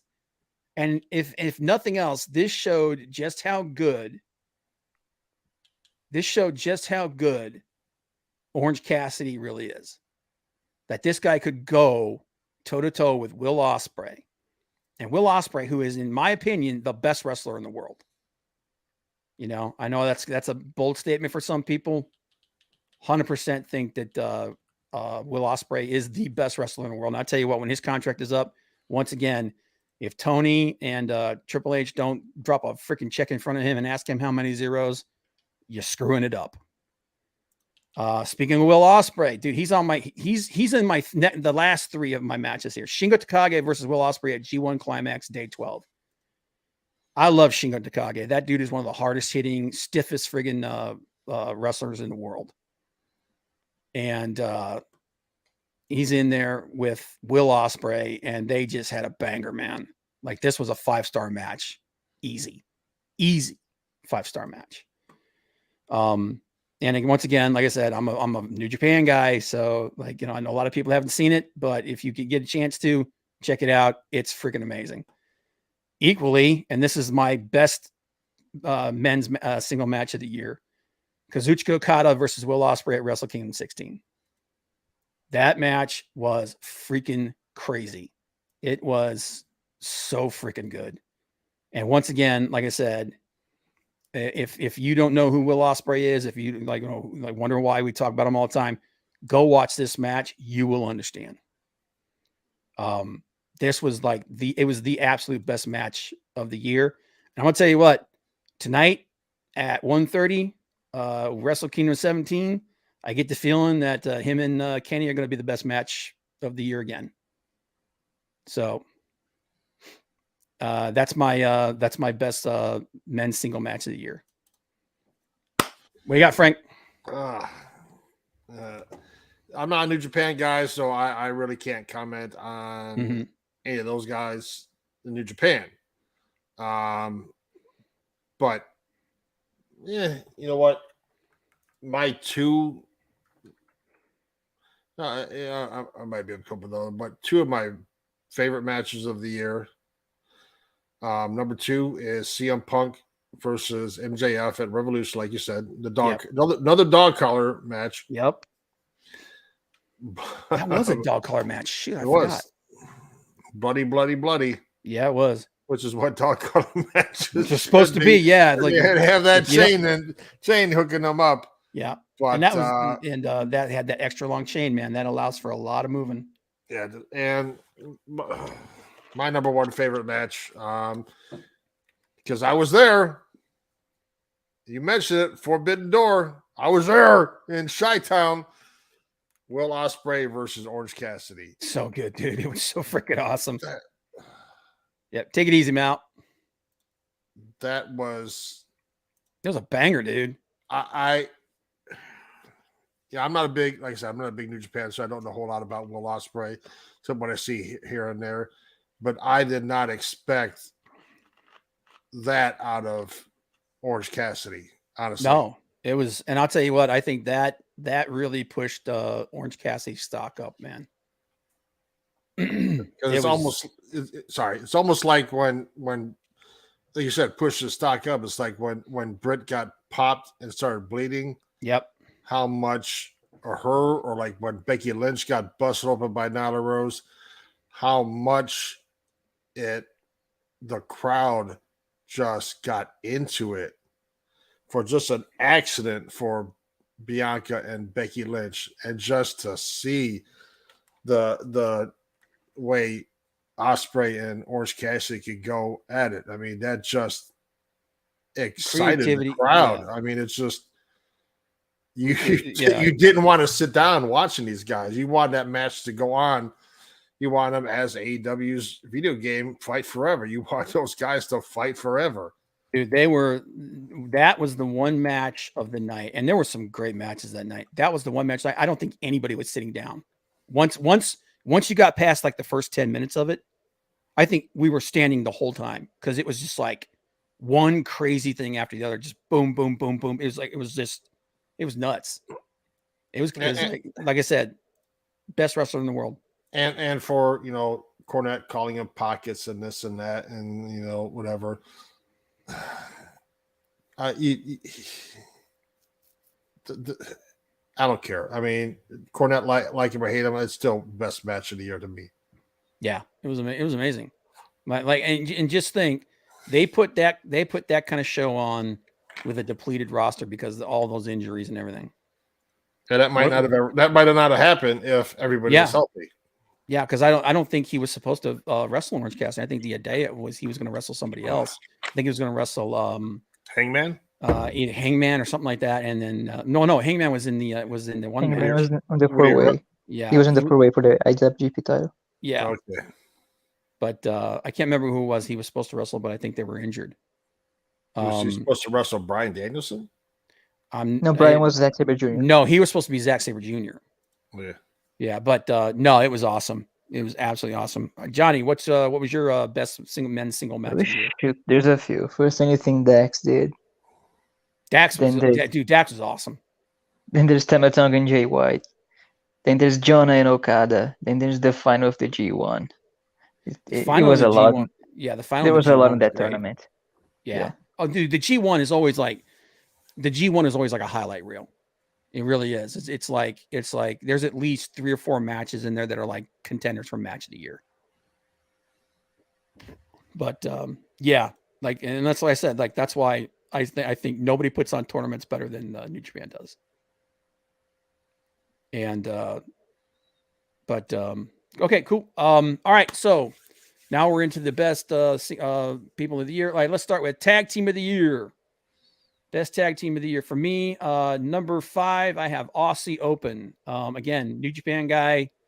Those guys, we saw a little bit of them when they came to AEW Dynamite with Will Ospreay.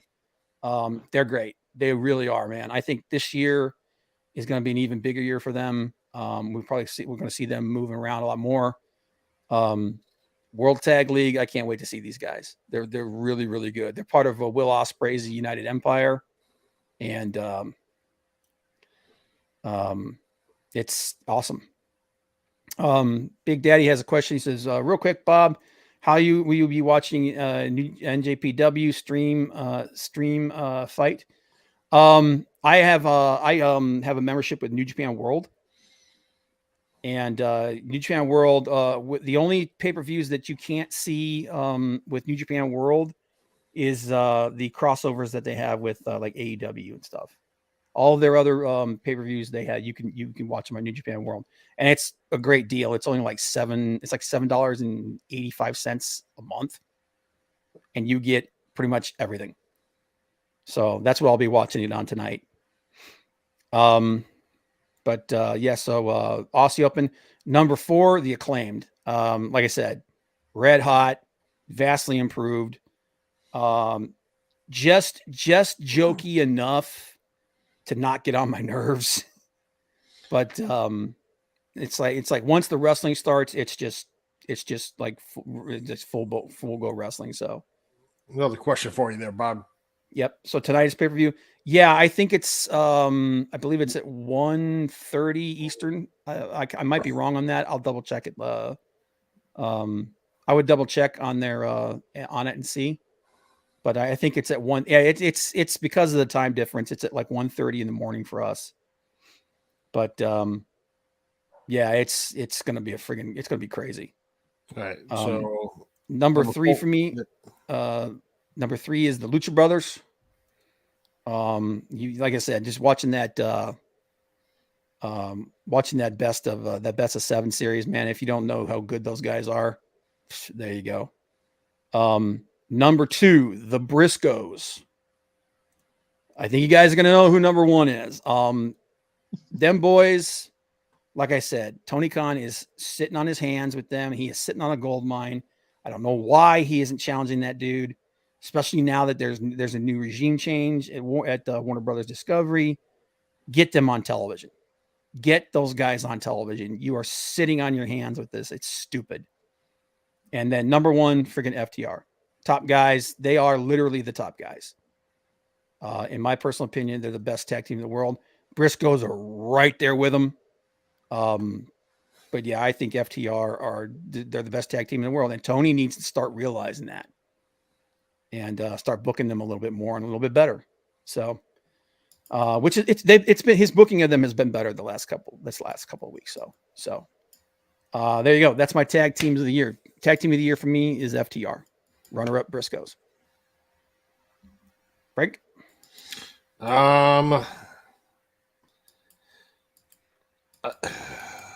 I haven't seen a whole lot of them, so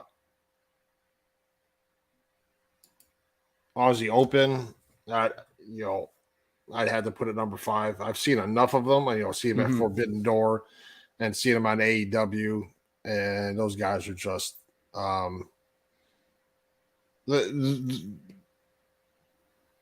they are one of the best in the world right now. There are some up and comers, but I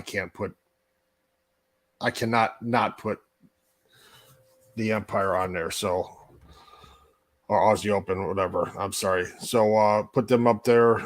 Number 4, I would have to go the Acclaimed as well. Just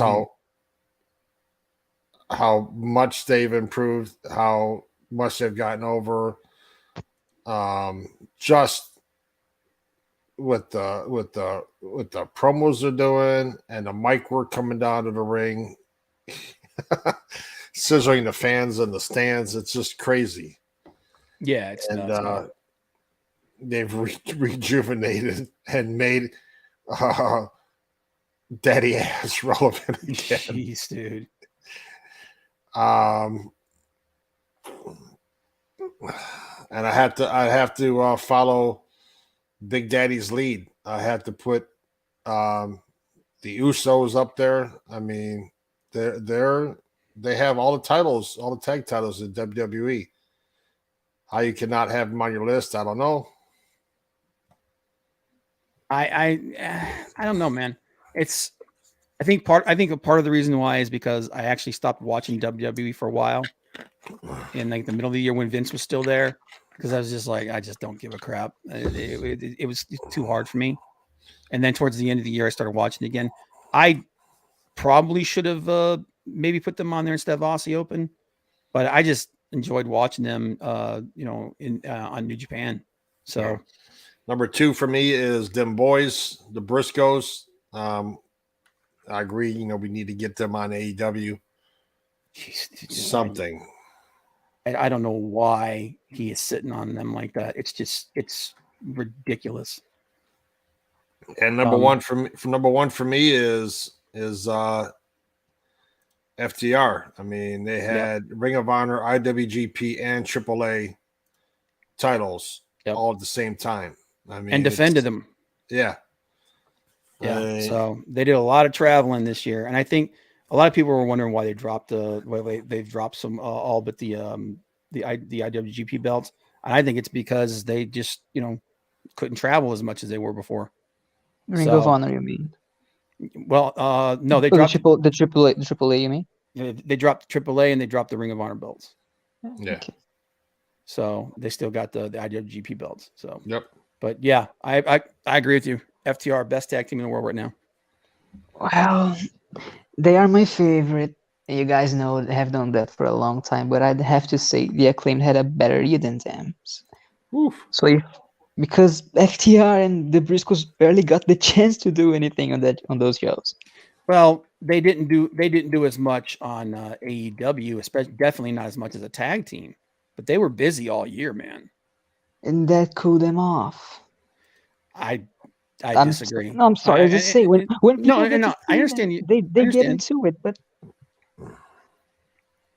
although they're my favorite and what they did was great, we didn't get to see it as much. So I have to put the Acclaim above them. Okay, that was Okay. and that's your number one team, the Acclaim this year. Yeah. Okay. No Zero. I didn't put Zero Miedo on my list. Okay. Well, dude, like I said, we watch. Like I said, we're not robots, man. We don't agree on everything. So, all right. So we gotta hurry. Yeah, we gotta hurry up. We're way over. Still need to do our predictions for next year or this year. Shit. We might have to save that for next show. And now we'll do it at the end of this one. Women's Wrestler of the Year. Number 5 for me, Kairi Sane, first IWGP World Women's Champion. We always knew that Kairi was good. She wasn't used to the best in WWE. So she left and she went someplace and she got, she showed them what she could do. Which is ironic because I don't even think she's the best wrestler in Stardom, which is crazy. So Kairi's number 5. Number 4, she still has a long way to go, but you can't deny the impact that she had on this year. Maria Shafir. Jade Cargill. I think that they've gone way too long with her reign and everything. I know why. Obviously, Statlander was the one that they were grooming to take the belt off of her. Injuries and all that. So, and they have to be careful in breaking that streak. Yes. Number 3, Toni Storm. Another refugee from WWE's women's division, came over to AEW and just thrived. So now the next 2, they're going to be a little controversial because a lot of people will probably think that it should be the other way around. But for me, just my enjoyment and the impact that I think they had on their respective companies. Number 2, Bianca Belair. I think it's arguable that she was the best women's wrestler of the year, but myself, the person I put in number 1, I enjoyed their matches a little bit better. And I think that they had a little bit bigger impact on the company that they're part of. And number 1 is Jamie Hayter. Like, was there anything big with like everybody was dying for her to take that friggin' belt? They were freaking losing it. They were like, please, to the point where when the ref wouldn't count 3, every time she tried to pin Toni Storm, when the ref wouldn't count 3, the freaking crowd started booing that dude like crazy. So, and I think she's, like I said, I think she's vastly improved. I think she's going to be a major player going forward. Just turn on Breed already. Just turn on Breed, please. Just pull the trigger on that feud. Oh yeah, that's something that Tony needs to friggin' get off his chest right now, man. Just pull the trigger on that crap. But that's my number 1 women's wrestler of the year, Jamie Hayter, with Bianca Belair as the runner-up. No Maria Shafir or Alexa Bliss on your list? What do you got? Not. I guess not. What do you got, Frank? Not.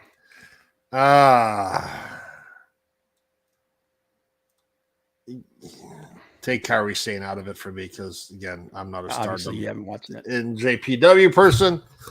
So take her Thundera costume out of it at the last pay-per-view. It was pretty bad.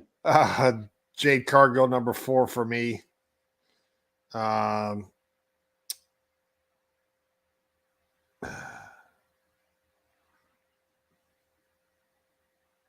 would have to go with Toni Storm, number 3. Okay. Hayter 2. Okay. And Bianca 1. Yeah, see, like I really think you could switch either one of those and it would be understandable. Those like you look at the impact that both of them had in their companies and it was huge. So, yep, I ain't mad at that. I agree with it. Johnny. I would just put Becky on at least somewhere on that list for fighting with that visible shoulder injury with Bianca on that match. Oh, dude, man, she's and like you know, and I know a lot of people don't do that, but when somebody's out for a long time with an injury, that affects my ranking of them because they're not there. Makes sense. But yeah, dude, she's like that's the thing that I can't understand. And like I said, I agree that I think that Charlotte Flair is arguably the best women's wrestler, maybe of all time. But the way that they push her over top of everybody else sometimes just makes me just like, what the hell are you thinking? Almost like Okada beating Ospreay again. But okay. So you got Becky on there, and then that's it. Bianca on top. Bianca on top. You think so? Yeah, I love Jamie. She's probably my favorite right now, but I gotta put Bianca on top. Okay, I ain't mad at that. I think that's a reasonable list. So what we got? All right, let's finish it up. Let's finish it strong. All right, best wrestler of the year, best male wrestler of the year, number 5 for me, Dax Harwood. Those singles matches he had were freaking awesome, man. And you can tell that this dude lives and breathes wrestling. You know, he could be a top singles guy. He's part of the best tag team alive today, I think, right now. And those singles matches he had were friggin' fire, dude. They were awesome. Number 4, Sami Zayn. Even before he became part of the Bloodline, which is since he became part of the Bloodline, he's been arguably the best thing in WWE. He's so funny, dude. Though when he cut that, he's just not feeling Usi right now, dude. Every single one of them guys in that ring were struggling to keep a straight face, and they were failing badly. He's so creative and just creative on the spot. Like he's hands down the best thing in WWE right now. I really think so. And when they finally turn on him, man, there are going to be some men shedding tears because it's going to be amazing. Number 3, Roman Reigns. Like I said, you know, like I said, a lot of people think that it's gone on too long, but this is Roman in his natural element. Roman as a heel. This is the role that dude was born to play. This is the character he was born to be. And I know that they want to turn him face again and all this other crap. I think that would be the biggest mistake. And he's been awesome. This last 3 years, he has been freaking awesome. Number 2, Jon Moxley. Jon Moxley, in a year of turmoil, has put AEW on his back. And is there anybody that can say that he was not the guy that saved AEW at the end and in the second half of the year? That dude he's a workhorse, and he's put on just awesome match after awesome match after awesome match. And after everything that happened with the scrum and everything, like AEW was in trouble. They were in serious trouble. And this dude, like I said, he put that company on his back. So, the guy I have at number 1 just barely eked him out, because I think the guy at number 1 has had the best matches. I think he's been the best on the mic. I think this coming year is going to be a huge year for him, because, like I said, I think his contract with New Japan is up at the end of the year. And I really think that there's going to be a lot of people vying for him. And at number 1, I have the Cerebral Assassin, the new Cerebral Assassin, the Aerial Assassin, Will Ospreay. This dude You go back to when he first broke away from Chaos and created this new character, the Kingpin, and created his own faction, the United Empire. Which, by the way, the United Empire is awesome.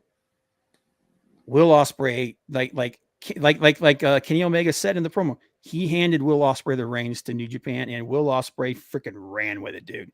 If it like as bad as things got in New Japan because of the pandemic and everything, without Will Ospreay, it would have been so much worse, so much freaking worse.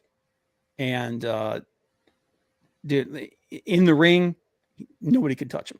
He's the best. He's the best in-ring performer I personally think in the world. The most balanced, and he moved away. He moved away a little bit from some of the high flying stuff, but it's not that he doesn't do it. He just learned how to pace himself better. He learned how to tell a better story in the ring, and he is, in my personal opinion, the best singles wrestler in the world. So my number one, Will Ospreay. My runner-up, Jon Moxley. Frank. I like Will Ospreay. He's not my number one. I didn't think so. I mean, like I said, you don't watch New Japan as much as I do. So Just seeing what I have of him, he is number 5 for me. Mm-hmm. He's in my top 5. I'm not as high as on Sami Zayn as you are, so he doesn't even make my top 5. Wow. Okay. Just with all that jackass crap with Johnny Knoxville and all this stuff. Yeah, it's the first half of the year was kind of weird. I still think that his performance in the ring and everything was great enough to put him on there, but I get it. Like at the beginning of the year, it was kind of weird. Number 4 for me. Oh, sorry, my cat just jumped on the couch. The other one. Number 4 for me would be who do I have at number 4? Shit. Don't you have your shit in front of you? No. God damn it. You're so upstairs. Number 4. You may not like him. I like him. He wasn't back for that long, but I am a MJF fan. Friedman. Yeah, like I said, he was gone for a really, really long time. If he was not gone for so long, he definitely would have been on my list. He might have been at the top of it. Number 3 for me, Seth freaking Rollins. See, Seth, yeah, I ain't against that. One of the best dude. I don't like this new character of his. I don't like this goofy the laughy Joker character. I'm not a fan of it. But as far as his stuff in the ring, dude, he's fire. And 2 and 1 could be 1 and 2. They could be 2 and 1. Would be Roman Reigns and Jon Moxley. Yep. You can go either way with those. Yeah, Moxley, dude, man, that guy earned his pay this year. He did. Big time. Big time. Roman Reigns, I've tried to be force-fed by McMahon years ago, and people didn't want it, and then they finally did him right by hooking him up with Paul Heyman and turning him heel. That was the best thing they ever did for him. Absolute best thing they ever did. And dude, and it ended up being the best thing they could do for Brock Lesnar. They freshened up that character so much when they let him go back, and he's just acting like himself. And whether you don't like it or don't like it, I mean, putting him at the head of the table and putting the belts and all that stuff, it's just got the whole unit all over. Yeah. The only issue I have is when he went part-timer last year. As soon as he became a part-timer, then it was like, okay, now you got to start taking those belts. And he's at the point now where he doesn't need the belts. And this time next year, we could be saying Cody Rhodes at the top of that list. Yeah. Cody, he's 100% coming back around Royal Rumble. But Johnny, what's your best wrestler of the year, man? Top one, I'm gonna say is Roman too, just because he's at the top of the mountain and doing a good job. So I can't go against that. I just want to mention somebody that wasn't mentioned yet, and he's Jay White. He's the full package on everything a wrestler has to be.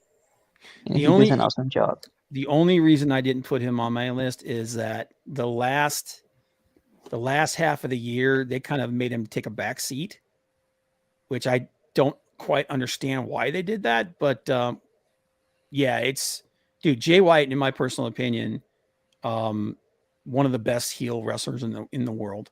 Like he's right up there with MJF, in my opinion. So, and again, another guy that I think is going to have a big 2023. So, all right. So that's you think Go he's ahead. winning this night? What's that? You think he's winning this match with Okada? I don't, dude. When it comes to Okada, it's hard to say. It depends on what Okada wants. Because what Okada wants, Okada gets. Yep. Now Jay has been the champion for a while now, so I could see Okada taking that belt off of him. Because I also know that they're going to start looking at Forbidden Door, and one of the big things that everybody wants at Forbidden Door, they want Okada Omega 4. Is it no Okada Omega 5? They want that rematch. So we'll see. If it was me, I'd keep the belt on Jay and then have Ospreay. Yeah, because I think Kenny's taking the belt off of Ospreay. I don't want him to, but I think he is. And I would have Ospreay. And since the U.S. title is now the number 2 belt in New Japan, Ospreay versus Jay White. That's the match that I'd like to see and see Ospreay. And I would actually like that Ospreay to be the guy to take the belt off of him. So we'll see what happens. But anyway, all right, real quick, let's do some predictions. I'll start with the future. I think all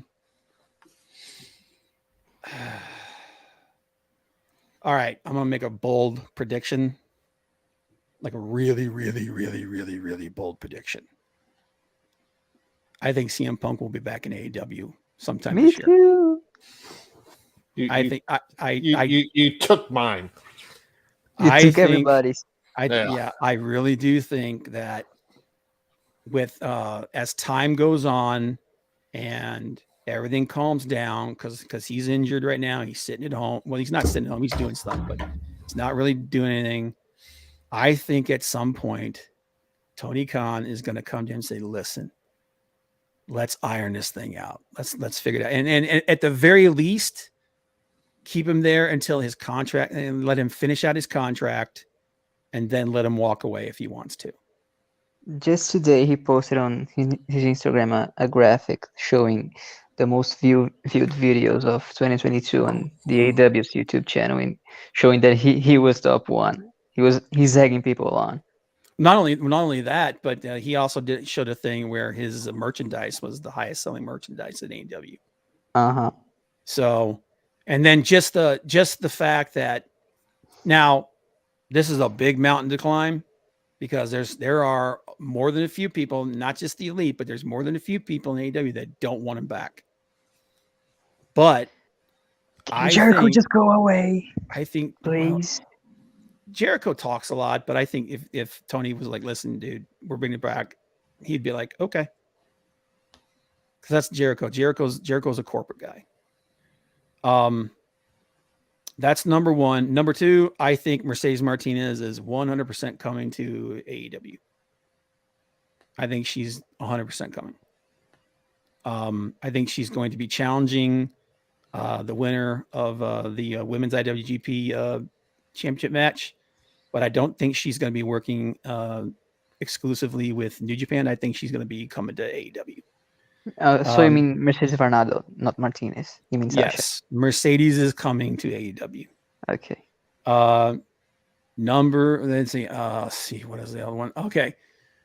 I think a lot of the WWE guys that are still under contract with AEW, the former WWE guys like Miro, I think they're going back. I think Miro will be back in WWE before the end of the year. In his place, I would do the same. I don't think it's because he necessarily wants to. I think he liked his time in AEW until suddenly he disappeared. And I think he's just at this point, he's frustrated. And I think he's going to go to Tony Khan and he's going to try and work a way out of his contract. And Tony being the guy that, he's actually done that before. I think Miro will be back in WWE before the end of the year. The only one who can't is Andrade. Andrade, I think it's very possible that Andrade might be back in WWE. Well, no, I think it's very possible Andrade will be gone from AEW and will go back. He'll go back to AAA. I don't think he wants to go back to WWE because I don't think he particularly liked his run there. I think he wants to work in AEW, but I think there's something going on there. There's some turmoil. There's a lot more turmoil backstage. I think that's another thing that's going to happen this year is we're going to find out that there's a lot more turmoil backstage in AEW than that's a given. No, I think there's even more than people think. Oh, I think sure. I think it's everything that I've heard. I get this feeling that AEW's locker room has become very cliquish. I think losing Cody was the stabilizer that kind of prevented that stuff from happening. And Tony himself admitted not quite to that extent, but he even admitted that Cody leaving really affected things. So I think that stuff coming out. And I also think that that's why Tony's not going to have any choice. He's going to be forced to make the changes that he needs to make to keep AEW from disintegrating. And I think when push comes to shove, he's going to do it not because he wants to, but because he has to. So those are my predictions. What do you got, Frank? I think that Chris Statlander is going to end Jade Cargill's undefeated streak and take the title off of her. I think that's probably going to happen. I think she's now 14-time champion. I think by the end of the year, Charlotte Flair will match her dad as 16-time champion. That's very possible, especially now that she's back. Yeah, because this win she had over Rousey is number 14 because they're not recognizing her NXT championships. Now I think they're actually going to take it a step further. I think she's going to become a 17-time world champion and she's going to break the record. I can see that, but I think she'll at least get to 16 by the end of the year. She'll at least tie her dad by the end of this year. Do you think her dad shows back up on TV? Maybe for number 16. Yeah. I think if they go to 16, I think he'll show up because Triple H freaking loves the guy. So, okay. What else you got? And if it's not Statlander, it's going to be Sasha Banks is going to end her streak. Yeah. That's what I said. Mercedes, Monet Banks. Okay. She has that moniker. Yeah. Monet, She changed. Monet Yeah. Banks. She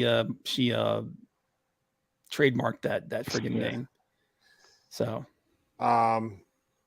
get it? Monet Banks. She got all the money. And let's see. So I got Statlander. I got Charlotte Flair. Charlotte. Yep. Predictions for WrestleMania or for the Rumble.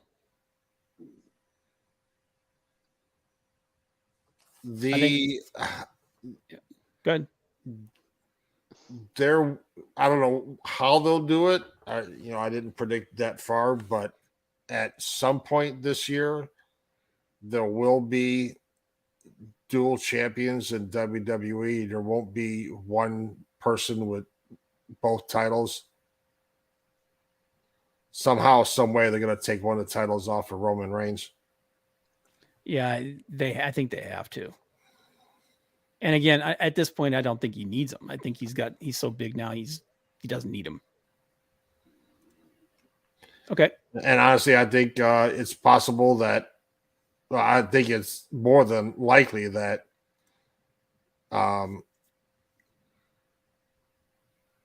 the Roman Reigns and his crew will not have titles at all this year. Yeah, I could see it.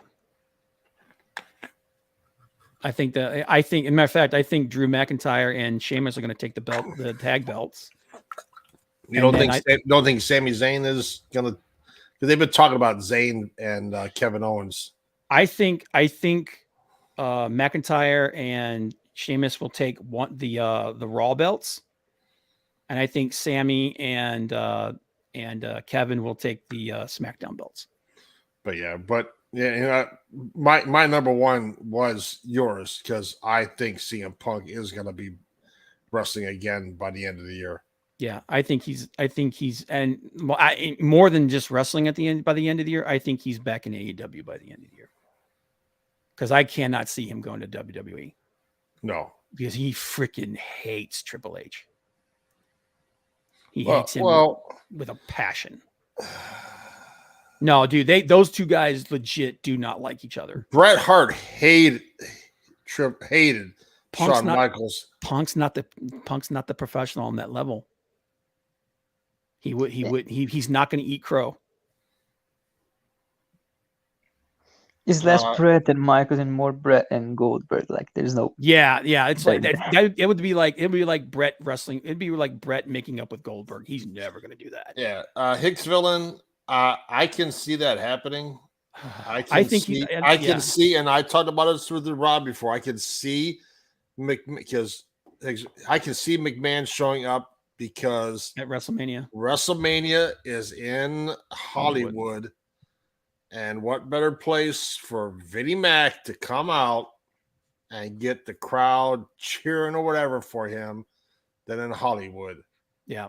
I think if Vince, because we know that Vince wants to take control again.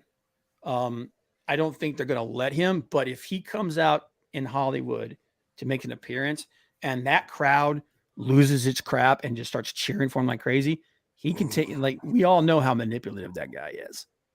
He could take that back to the shareholders and be like, you see, I told you it would have all blown over. But he's also going to have to combat the fact that their stock went up a lot when he left. So it's very clear that a lot of that for every person that wants him back, there's probably 5 that don't. So what do you got there, Mr. Johnny? What, you got any predictions? 2 things. One, I don't think Thunder Rosa is going to be sticking with the company for the rest of the year. I think as soon as she's healthy, she's going to be gone. You think? Well, as soon as her contract's up, you think? Yeah, Thunder Rosa. I wouldn't be surprised at that. I know that, like I said, I know that there's some backstage heat between, like I said, things have gotten very cliquish in AEW, and her particular clique, I think, has supposedly rubbed a lot of people the wrong way, or they've rubbed them the wrong way, and there's some unhappiness there. So, and plus, with her stock's risen a lot. Triple H would snatch her up. Possible. Mm-hmm. And the other one, not only is he gonna be back, but CMFTR are gonna be 6-man tag team champions by the end of the year. If Punk does come back, I can 100% see that. Here's the thing, if Punk comes back, it's gonna be him and FTR versus the Elite. There's gonna be a freaking match. That's gonna be. It has to happen. It has to. And it'll be them, and it'll be him and FTR versus the Elite. I guarantee it. If he comes back. And like I said, they don't got to be friends. Hey, check it out. Courtney, Happy New Year. Ms. We're talking about you for Courtney. How's your dad doing? The first lady of the internet wrestling community. What's up, Courtney? Yeah, how's your dad? But yeah, I 100% think that Like everything that I've seen and everything. And I think as time goes on, I think it's going to callous over some of the wounds, and I think he's going to come back. So, question for you. We Yes, think CM Punk is coming back and that he'll wrestle again. Do you think Jeff Hardy will be back ever?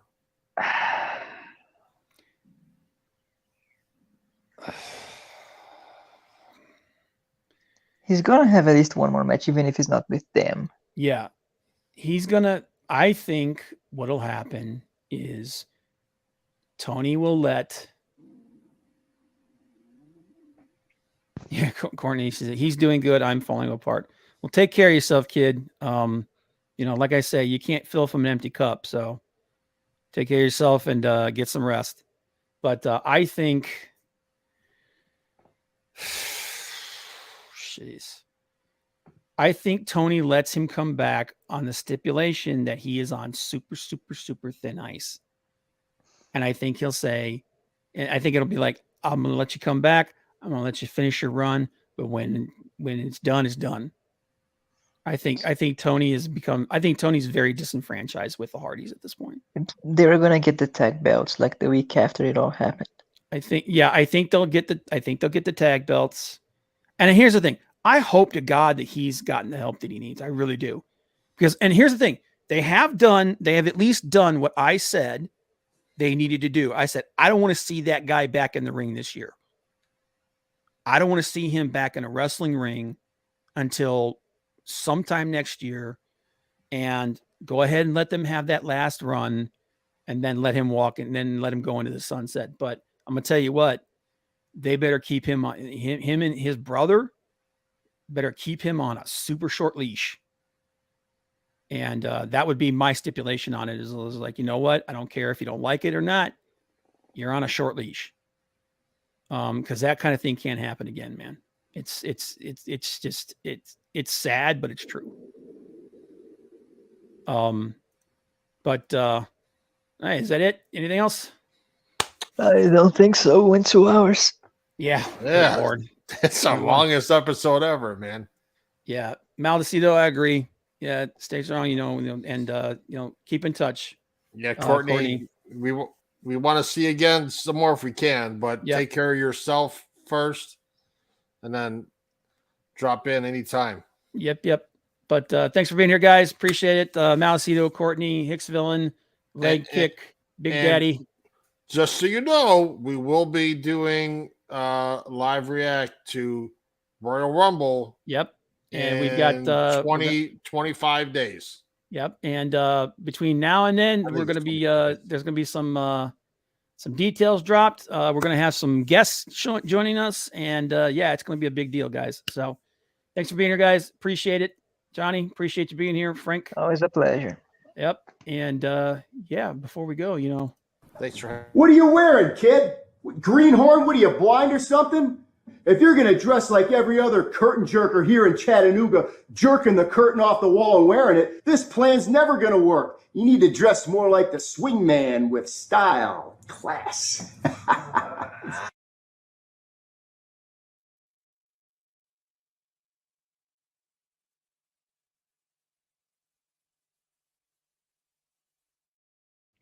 Don't be a curtain jerker. It's in this. And so there's all the other stuff that I forgot to put on there. Take it one day at a time, Courtney. One day. Yes, ma'am. Yes, ma'am. Absolutely. But appreciate everybody that's been here, guys. You have a good night. See you next. We'll see you. Happy New Year. Happy New Year. Happy New Year, and we will see you on Tuesday. Goodbye. Bye. Woo.